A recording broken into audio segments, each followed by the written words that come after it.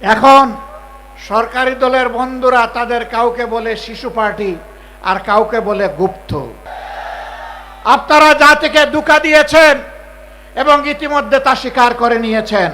একদল জানবাজ তরুণ এবং তরুণী সামনে এসে বুক চিতিয়ে তারা ভয়কে জয় করে গুলির মুখে আন্দোলন গড়ে তুলেছিল।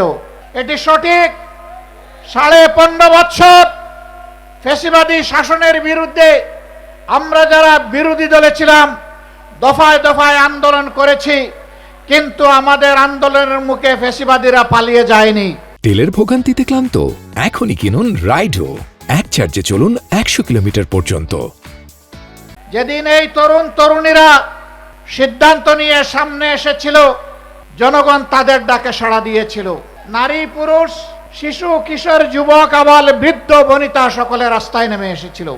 আন্দোলন সেদিনই সফলতার মুখ দেখেছিল। এখন সরকারি দলের বন্ধুরা তাদের কাউকে বলে শিশু পার্টি আর কাউকে বলে গুপ্ত। লজ্জা! যাদের কারণে আজকে আপনাদের এই গদি, তাদের নিয়ে আপনারা উপহাস করছেন। এর পাওনা বুঝে নেওয়ার জন্য তৈরি হন। এই জাতি ঠিকই পাওনা বুঝিয়ে দেবে আপনাদেরকে। আপনারা জাতিকে ধোঁকা দিয়েছেন এবং ইতিমধ্যে তা স্বীকার করে নিয়েছেন।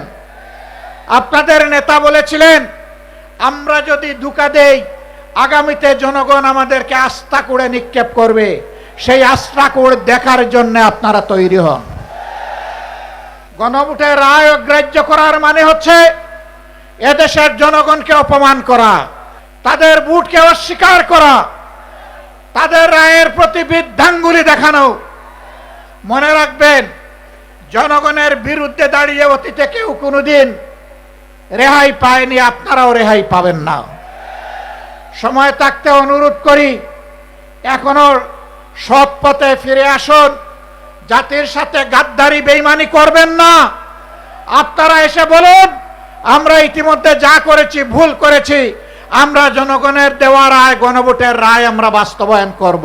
হয়তো জনগণ তখন আপনাদেরকে ক্ষমা করবে।